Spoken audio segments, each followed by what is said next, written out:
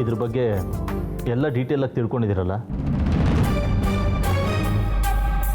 ಜನ ನಂಬಿರೋ ನನ್ನ ಹೆಸರು ಯಾವುದೇ ಕಾರಣಕ್ಕೂ ಮಿಸ್ಯೂಸ್ ಆಗಬಾರ್ದು. ಹಾಂ ಹೌದು ಏಜೆ, ಎಲ್ಲ ವಿಚಾರಿಸಿದ್ದೀವಿ. ಸರಿಮ್ಮ, ಆ್ಯಡ್ ಶೂಟ್ ಯಾವಾಗ? ಇವತ್ತೇ ಸರ್, ಈಗಲೇ ನಾನು ಲೊಕೇಶನ್ ಎಲ್ಲ ತಿಳ್ಕೊಂಡಿದ್ದೀನಿ.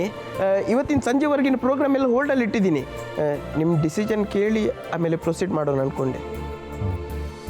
ಅಂದರೆ ಇದ್ರ ಬಗ್ಗೆ ಈಗಾಗಲೇ ಡಿಸ್ಕಷನು ಆಗಿದೆ ಅಂತ ಆಯಿತು. ನೀನು ಈಗಾಗಲೇ ಎಜೆ ಫೌಂಡೇಶನ್ ಅನ್ನೋ ಹೆಸರಲ್ಲಿ ಸಾವಿರಾರು ಜನ ಬಡವರಿಗೆ ಆಶ್ರಯ ನೀಡಿ ಹೊಟ್ಟೆ ತುಂಬಿಸ್ತಿದೀಯ. ಅಂಥದ್ರಲ್ಲಿ ನೀನು ಈ ಆ್ಯಡಿಗೆ ಒಪ್ಕೊಳ್ಳೋದ್ರಿಂದ ಇನ್ನಷ್ಟು ಜನರಿಗೆ ಸಹಾಯ ಆಗುತ್ತೆ ಅನ್ನೋದಾದರೆ ನೀನು ಖಂಡಿತ ಇಲ್ಲ ಅನ್ನೋದಿಲ್ಲ ಅಂತ ನನಗನ್ನಿಸ್ತಿತ್ತು. ಇದರಿಂದ ಮತ್ತಷ್ಟು ಜನಕ್ಕೆ ಸಹಾಯ ಆಗುತ್ತೆ. ಸಹಾಯ ಮಾಡಬೇಕು ಅನ್ನೋರಿಗೆ ಸ್ಫೂರ್ತಿ ಸಿಗುತ್ತೆ. ಅದೇ ಕಾರಣಕ್ಕೆ ಅಲ್ಲಮ್ಮ ನಾನು ಒಪ್ಕೊಂಡಿರೋದು. ನಾ ಹೊರಡ್ಬರ್ತೀನಿ. ಏ ವಿಶ್ವರೂಪ, ನನ್ನ ಮಗ ಹೀರೋ ಥರ ಕಾಣಬೇಕು. ಅವರು ಹೀರೋಡೆ ಅಜ್ಜಿ. ಹುಷಾರ್. ಥ್ಯಾಂಕ್ಸ್ ಅಜ್ಜಿ. ಇದಕ್ಕೆಲ್ಲ ಥ್ಯಾಂಕ್ಸ್ ಯಾಕಮ್ಮ? ಇಂಥ ಒಂದು ಪುಣ್ಯದ ಕೆಲಸದಲ್ಲಿ ನನ್ನ ಮಗ ಪಾಲ್ದಾರ ಅಂತಂದರೆ ನನಗೂ ಸಂತೋಷನೇ ಅಲ್ವಾ?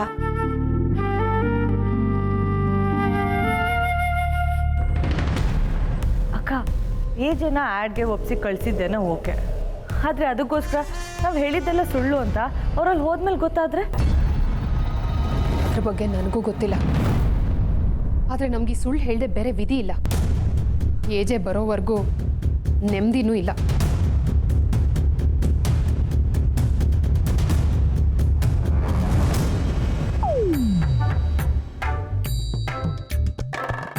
ಇವತ್ತು ಅಂಕಲ್ ಏನಾದರೂ ಬರದೇ ಹೋದರೆ ಈ ಪ್ರೊಡ್ಯೂಸರ್ ನಂಗೆ ಬೆಂಕಿ ಹಚ್ಚೋದಂತೂ ಗ್ಯಾರಂಟಿ. ಅಪ್ಪ ಗಣಪತಿ, ನೀನೇ ಇದಕ್ಕೊಂದು ದಾರಿ ತೋರ್ಸಪ್ಪ. ಅಕ್ಕ ಅಕ್ಕ, ಏಜೆ ಸರ್ ಬಂದ್ರಂತೆ, ನೀವು ಬೇಗ ಟಚಪ್ ಮಾಡಿಸಿಬಿಡಿ. ಅಪ್ಪ ದೇವ್ರೆ, ಅಂತೂ ನೀನು ಬದುಕಿಸ್ಬಿಟ್ಟೆ. ಇಲ್ಲಾಂದರೆ ಅನ್ಯಾಯವಾಗಿ ದುರ್ಗಾ ಅಕ್ಕನ ಸಾವಾಗ್ತಿತ್ತು. ಇಲ್ಲಿ ನೋಡಿ, ಏಜೆಯವ್ರ ಮುಂದೆ ಒಂದು ಸಣ್ಣ ಮಿಸ್ಟೇಕ್ ಆಗದೆ ಇರೋಗಿ ನೋಡ್ಕೊಳ್ಳಿ, ಆಯಿತಾ?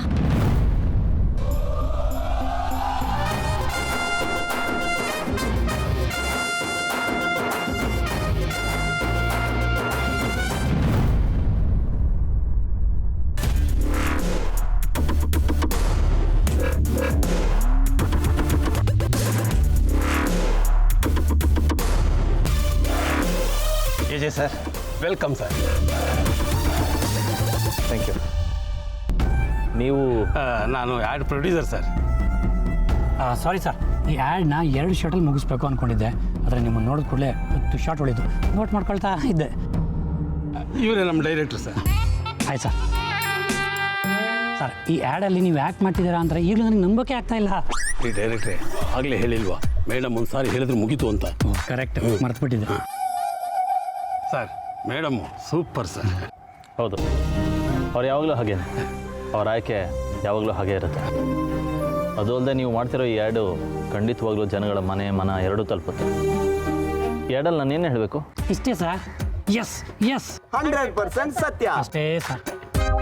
ಓಕೆ, ಮುಗಿಸೋಣ ಸರ್. ತಾವು ಮೇಕಪ್ ಮಾಡಿಕೊಂಡ್ರೆ ಭಾಳ ಚೆನ್ನಾಗಿರುತ್ತೆ. ಮೇಕಪ್ ಎಲ್ಲ ಏನು ಬೇಡ ಅನ್ಸುತ್ತೆ. ಸರ್, ನೋಡೋಕೆ ಸಖತ್ತಾಗಿದ್ದೀರಾ, ಆದರೆ ಕ್ಯಾಮ್ರಾ ಮುಂದೆ ಕಾಣಿಸ್ಕೋಬೇಕಲ್ವಾ? ಸ್ವಲ್ಪ ಮೇಕಪ್ ಮಾಡಿಸ್ಕೊಂಡ್ರೆ ಇನ್ನೂ ಸಖತ್ತಾಗಿ ಕಾಣಿಸ್ತೀರಾ. ಓಕೆ, ಎಲ್ಲಿ? ದೇವರಾಜ್ ಸರ್ ಬನ್ನಿ ಸರ್, ಕ್ಯಾರವ್ಯಾನ್ ತರಿಸಿದ್ದೀನಿ. ಫಸ್ಟ್ ಟೈಮ್ 8,000 ರೂಪಾಯಿ ಕೊಟ್ಟು. ದುಡ್ಡು ನಂದೇ ಸರ್. 500 ರೂಪಾಯಿ ಕೊಟ್ಟು ಬಿಸ್ಕೆಟು ಜ್ಯೂಸು ಇಡಿಸಿದ್ದೀನಿ ಸರ್. ಸರಿ ಬನ್ನಿ ಸರ್.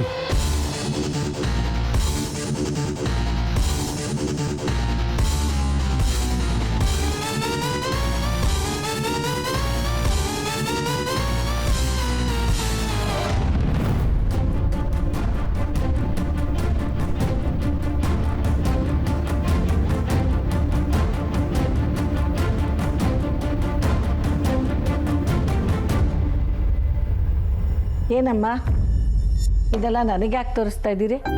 ಇದೆಲ್ಲ ನಮಗೆ ಅರ್ಥ ಆಗಿ ಬರೋರ್ಗೆ ಅಂತ ತರಿಸಿರೋ ಒಡವೆಗಳಜ್ಜಿ. ನೀವು ನೋಡಿ ಸೆಲೆಕ್ಟ್ ಮಾಡಿ. ಇದರಲ್ಲಿ ಅವ್ರಿಗೆ ಯಾಕೆ ಸೆಲೆಕ್ಟ್ ಆಗುತ್ತೆ ಅನ್ನೋದನ್ನು ನೀವೇ ಚೂಸ್ ಮಾಡಿ ಹೇಳಿ. ಹೌದಜ್ಜಿ, ಇನ್ನೇನು ಮದುವೆ ಕೆಲಸಗಳೆಲ್ಲ ಶುರು ಆಗ್ಬಿಡುತ್ತೆ.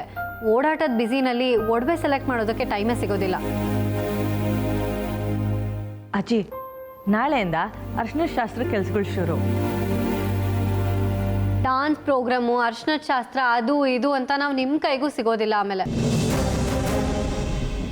ಅದಕ್ಕೆ ನಿಮ್ಮ ಸೊಸೆಗೆ ಅಂದರೆ ನಮ್ಮ ಅತ್ತೆಗೆ ಯಾವ ಒಡವೆ ಸೂಟ್ ಆಗುತ್ತೋ ಅದನ್ನು ನೀವೇ ಸೆಲೆಕ್ಟ್ ಮಾಡಿ ಹೇಳಿ.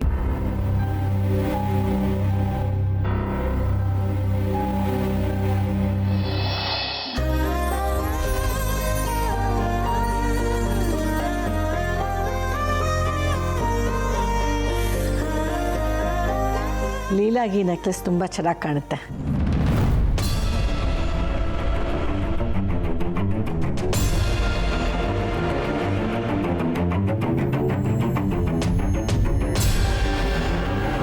ಲೀಲಾ ಸಡ್ಗಿರೋದ್ರಿಂದ ಅವಳಿಗೆ ಈ ಬಳೆ ಸೂಟ್ ಆಗುತ್ತೆ.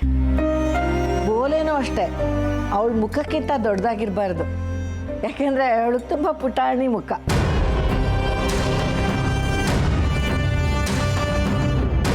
ಅಜ್ಜಿ, ನೀವೇನು ಹೇಳ್ತಿದ್ದೀರಾ? ನಮಗೆ ಅತ್ತೆ ಆಗಿ ಬರ್ತಿರೋದು ಲೀಲಾ ಅಲ್ಲ, ಶ್ವೇತಾ. ಆ ಲೀಲಾನ ಏಜೆ ಮನೆಯಿಂದ ಯಾವತ್ತೋ ಓಡಿಸಾಯ್ತು. ಮನೆಯಿಂದ ಓಡಿಸೋದು ಸುಲಭ ಇರಬಹುದು, ಆದರೆ ಮನಸ್ಸಿಂದ ಅದಷ್ಟು ಸುಲಭ ಅಲ್ಲ. ಅಜ್ಜಿ, ಶ್ವೇತಾ ಮನೆಗೆ ಬರ್ತಿದ್ದಾಳೆ ಅಂದಮೇಲೆ ಏಜೆ ಮನಸ್ಗೂ ಸುಲಭವಾಗೇ ಬರ್ತಾಳೆ. ಮನೆಗೊಬ್ಳು ಮನ್ಸಿಗೊಬ್ಳು ಅಂತ ಇರೋದಕ್ಕಾಗತ್ತಾ ಅಜ್ಜಿ? ಮನೆಗೆ ಯಾರು ಬರ್ತಾರೋ ಮನಸ್ಸು ಅವರನ್ನೇ ಒಪ್ಕೋಬೇಕಾಗತ್ತೆ. ನೀವು ಸೆಲೆಕ್ಟ್ ಮಾಡಿ ಅಜ್ಜಿ. ನೋಡ್ರಮ್ಮ, ಈಗಿನ ಕಾಲದ ಮಕ್ಕಳು ನೀವು, ನಿಮ್ಮ ಇಷ್ಟ ಕಷ್ಟದ ಲೆಕ್ಕಾಚಾರ ಎಲ್ಲ ನನಗೆ ಅರ್ಥ ಆಗಲ್ಲ. ನಿಮಗೆ ಯಾವ್ದು ಇಷ್ಟ ಆಗುತ್ತೋ ಅದನ್ನೇ ಸೆಲೆಕ್ಟ್ ಮಾಡ್ಕೊಳ್ಳಿ.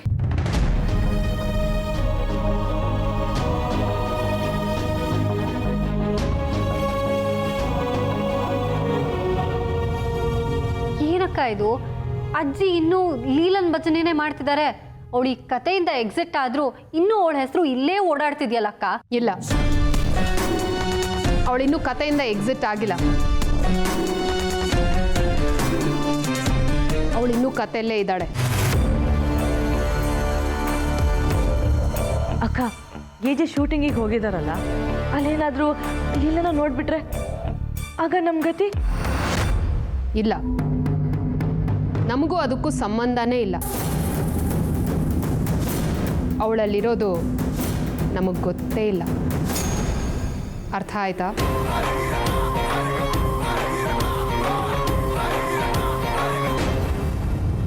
ಎಲ್ಲರೆದ್ರಿಗೆ ಬಿಲ್ಡಪ್ ತಗೊಂಡು ಅಂಕಲ್ನೇನೋ ಕರ್ಸ್ಕೊಂಡ್ಬಿಟ್ಟಿದ್ದೀನಿ. ಅವ್ರಿಗೇನಾದರೂ ನಾನು ಪೇರ್ ಅಂತ ಗೊತ್ತಾದರೆ ನನ್ನ ಕೊಂದಾಕ್ಬಿಡ್ತಾರೆ. ಈ ಶೂಟಿಂಗಿಂದ ಓಡೋಗೋಣ ಅಂದರೆ ಪ್ರೊಡ್ಯೂಸರು ನಮ್ಮ ಮನೆಗೆ ಬೆಂಕಿ ಹಿಡ್ದಂತೂ guarantee. Cool Leela, cool. Be strong. ಮೊದಲು ಡೈಲಾಗ್ ಬಗ್ಗೆ ಕಾನ್ಸಂಟ್ರೇಟ್ ಮಾಡು. ಆರ್ ಉಪ್ಪಿನಕಾಯಿ ಏಜೆ ಮಾಡಿದ ಉಪ್ಪಿನಕಾಯಿ, ಆರ್ ಉಪ್ಪಿನಕಾಯಿ ಅಮ್ಮ ಮಾಡಿದ ಉಪ್ಪಿನಕಾಯಿ ಥರನೇ ಇರುತ್ತೆ. ಅಮ್ಮ ಮಾಡಿದ ಉಪ್ಪಿನಕಾಯಿ ಥರನೇ ಇರುತ್ತೆ.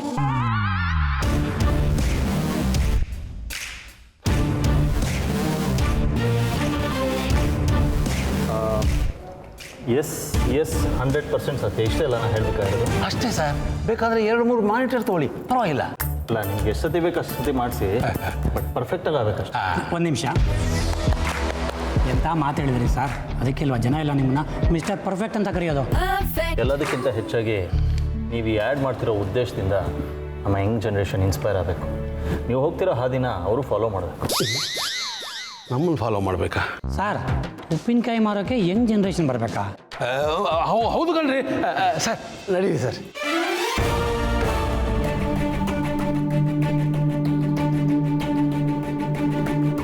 Cool Leela, cool. ಅಂಕಲ್ ಏನು ಹುಲಿನಾ? ಯಾಕೆ ಸುಮ್ಮನೆ ಹೆದರ್ಕೊಂತೀಯ? ಈ ಅಂಕಲ್ ನೆಮ್ಮದಿಯಾಗಿ ಮನ್ಸಿಗೆ ಧೈರ್ಯನೂ ತಗೊಳಕ್ ಬಿಡಲ್ಲ. ಮೇಡಮ್, ಏಜೆ ಸರ್ ಬಂದಾಯ್ತು, ತಿರುಗಿ ನೋಡಿ.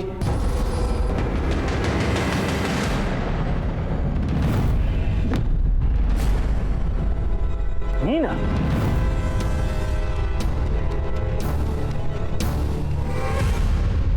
ಸರ್, ನೀನೇ ಅಲ್ಲ, ಲೀಲಾ.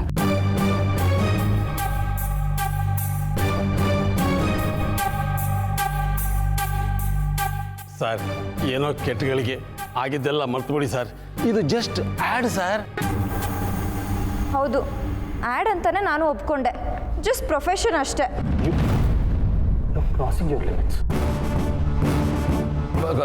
ಸರ್ ಅದು just change the heroine right now.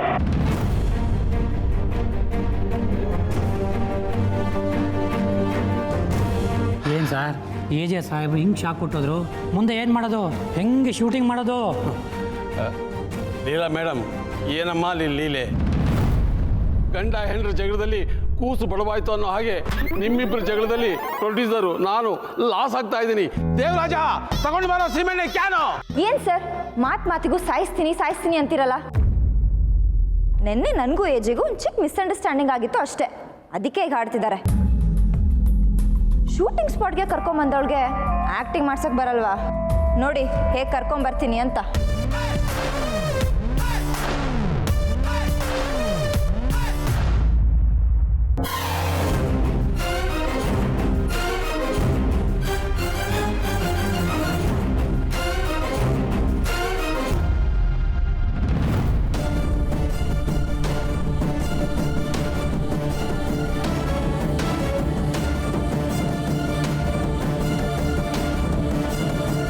Sir ನೋಡಿದರೆ ಬಿರುಗಾಳಿ ಥರ ಹೋದ್ರು, ಮೇಡಮ್ ನೋಡಿದರೆ ಸುಂಟ್ರ ಗಾಳಿ ಥರ ಹೋಗ್ತಿದ್ದಾರೆ.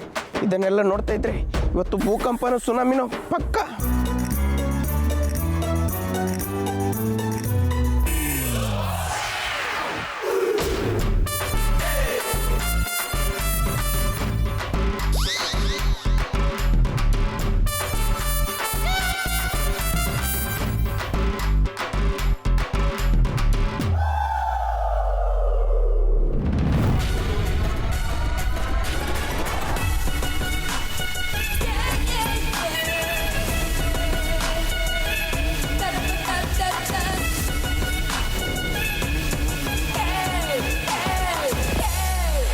Roll action.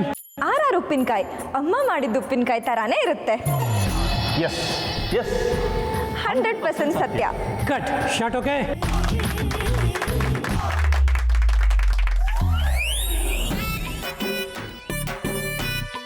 ಇಬ್ರು ಸೂಪರಾಗಿ ಮಾಡಿದ್ರಿ ಮೇಡಮ್. ಏನು ಜಾದೂ ಮಾಡಿದ್ರಿ ಮೇಡಮ್? ಹುಲಿ ಹಂಗೆ ಹೋದವ್ರನ್ನ ಹುಲಿ ಹಂಗೆ ಕರ್ಕೊಂಬಂದ್ಬಿಟ್ರಲ್ಲ, ಏನು ಮಾಡಿದ್ರಿ madam? Back to flash cut.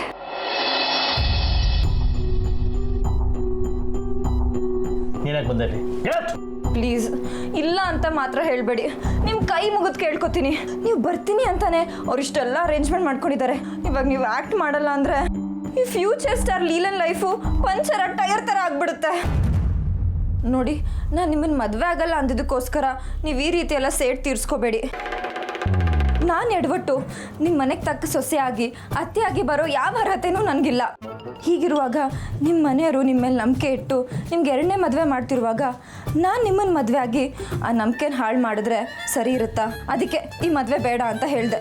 ಹೇಳಿ, ನಾನು ಮಾಡಿದ ತಪ್ಪಾ? ಈಗಲೂ ನಾನು ಮಾಡಿದ ತಪ್ಪು ಅನ್ಸಿದ್ರೆ ಇರಲಿ ಬಿಡಿ, ನನ್ನ ಹಣೆ ಬರೋನೇ ಇಷ್ಟು, ನನ್ನ ಕೈಲಿ ಏನೂ ಆಗಲ್ಲ ಅಂತ ಮನೇಲಿ ಬಿದ್ದಿರ್ತೀನಿ. ಅಳದ್ ನಿಲ್ಸು. ನೆಮ್ಮದಿಯಿಂದ ಆಕ್ಟ್ ಮಾಡೋಕ್ಕಾಗಲ್ಲ, ಅಳಂಗೂ ಇಲ್ಲ. ಅಳದ್ ನಿಲ್ಸು. ನೀವು ಆಕ್ಟ್ ಮಾಡಲ್ಲ, ನಾನು ಅಳೋದು ನಿಲ್ಸಲ್ಲ. ನಿಲ್ಸು. ಇಲ್ಲ ನಿಲ್ಸು. ಇಲ್ಲ ನಿಲ್ಸು. ಮತ್ತೆ ಆಕ್ಟ್ ಮಾಡಿ. ಆಯ್ತು ನಿಲ್ಸು. ಸರಿ ಸರಿ ಸರಿ, ಬನ್ನಿ ಅಂಕಲ್, ಲೇಟ್ ಆಗುತ್ತೆ.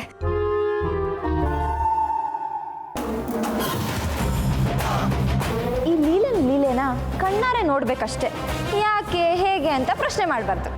ಎಸ್ ಎಸ್ 100% ಸತ್ಯ.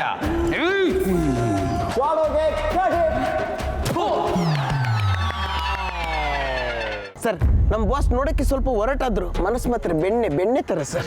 ಹೌದೌದು, ನೋಡಿದ್ವಲ್ಲ ಈಗ. ಇನ್ಮೇಲೆ ನೀವೇನು ಟೆನ್ಷನ್ ಮಾಡ್ಕೋಬೇಡಿ, ಮಾರ್ಕೆಟಲ್ಲಿ ನಿಮ್ಮ ಉಪ್ಪಿನಕಾಯಿಗೆ ಡಿಮ್ಯಾಂಡು. ಹೌದೌದು, ಡಿಮ್ಯಾಂಡ್. ಇದಕ್ಕೆ ಮೊದಲಾದ್ರೆ ಪೆಟ್ಟಿಗೆನ ತಗೊಂಡೋಗಿ ಶಾಪಿಗೆ ಹಾಕ್ಬೇಕಾಗಿತ್ತು, ಎಕ್ಸ್ಪೈರ್ ಆದ್ಮೇಲೆ ತಗೊಂಬರ್ಬೇಕಾಗಿತ್ತು.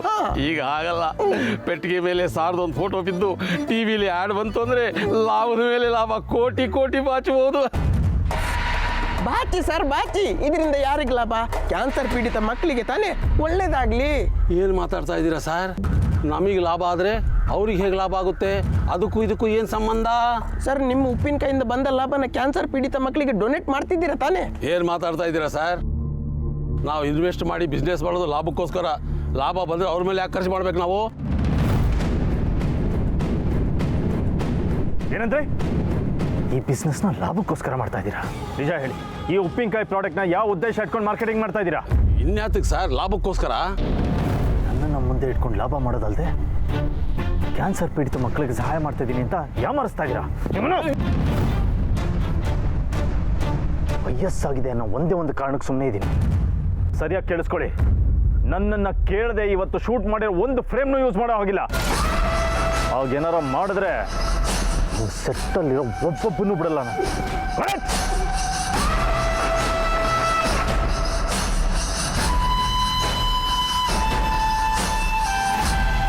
ನಮ್ಮ ಕನಸಿನ ಗುರಿ ತಲುಪೋಕ್ಕೆ ಓಡಬೇಕು ನಿಜ, ಆದರೆ ನಮ್ಮತನನ ಕಳ್ಕೊಂಡು ಓಡಬಾರ್ದು. 4 ಕಾಸು ಹೆಸರು ಸಿಗುತ್ತೆ ಅಂದ ಮಾತ್ರಕ್ಕೆ ಎಥಿಕ್ಸ್ನ ಕಳ್ಕೋಬಾರ್ದು.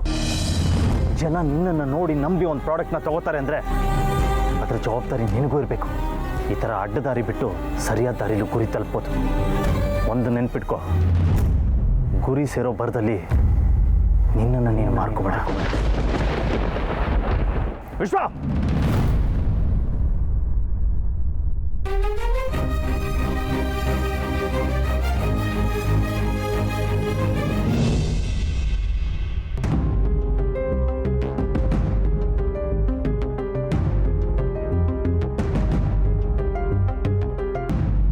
ಮಾಡಿರೋ ತಪ್ಪಿಗೆ ಶಿಕ್ಷೆ ಆಗ್ಲೇಬೇಕಲ್ವಾ?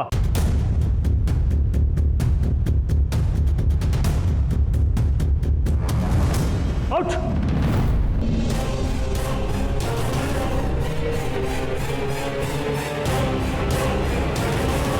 ನನಗೆ ಬರ್ತಿರೋ ಕೋಪಕ್ಕೆ ಹೊಡೆದು ಕೊಂದಾಕ್ಬಿಡ್ಬೇಕು ಅನ್ನಿಸ್ತದೆ. ಯಾರನ್ನ? ಆ ಲೀಲನ್ನ ಅಲ್ಲ, ಅವಾಗಿಂದ ಟಾರ್ಚರ್ ಕೊಡ್ತಿರೋ ಈ ಸೊಳ್ಳೆಗಳಾದ್ರೆ ಕಚ್ಚಿ ರಕ್ತ ಕುಡಿದು ಹೊಟ್ಟೋಗುತ್ತೆ. ಆದ್ರೆ ಲೀಲಾ ಯಾವ್ದಾದ್ರು ಒಂದು ರೂಪದಲ್ಲಿ ನಮ್ಮ ಲೈಫಲ್ಲಿ ಎಂಟ್ರಿ ಕೊಟ್ಟು ಒಂದೇ ಸಮಯ ಟಾರ್ಚರ್ ಕೊಡ್ತಿದ್ದಾಳೆ. ಮೊದಲು ಅವಳು ಒಂದು ಕತ್ತಿ ಕಾಣಿಸ್ಬೇಕು.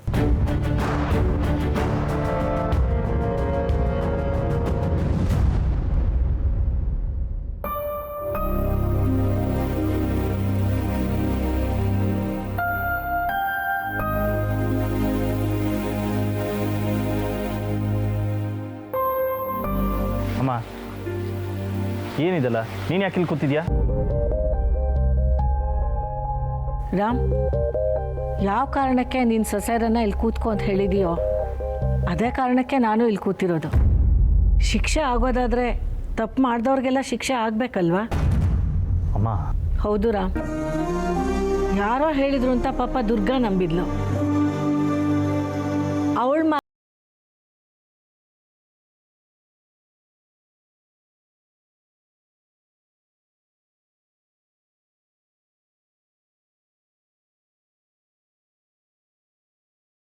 ಆಗಲೇ ನಾನು ಒಳಗೆ ಹೋಗ್ತೀನಿ.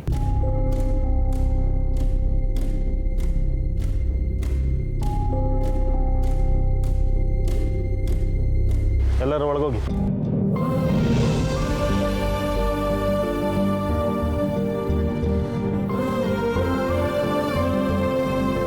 ರಾಮ್,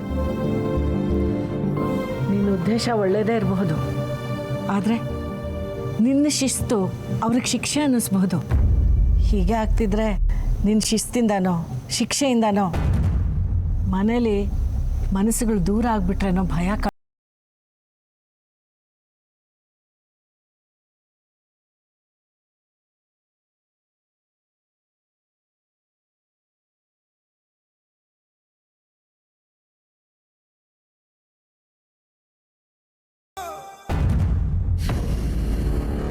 ಇವತ್ತು ನಾವು ಏಜೆ ಮುಂದೆ ತಲೆ ತಗ್ಸಿ ನಿಂತಿದ್ದೀವಿ ಅಂದರೆ ಅದಕ್ಕೆ ಕಾರಣ ಆ ಲೀಲಾ. ಮತ್ತೆ ಅವಳು ಇನ್ಯಾವತ್ತೂ ನಮ್ಮ ಮನೆಗಾಗಲಿ ನಮ್ಮ ಜೀವನಕ್ಕಾಗಲಿ ಕಾಲಿಡಬಾರ್ದು. ಅವಳು ಮತ್ತೆ ಮನೆಗೆ ಕಾಲಿಡದೇ ಇರೋ ಹಾಗೆ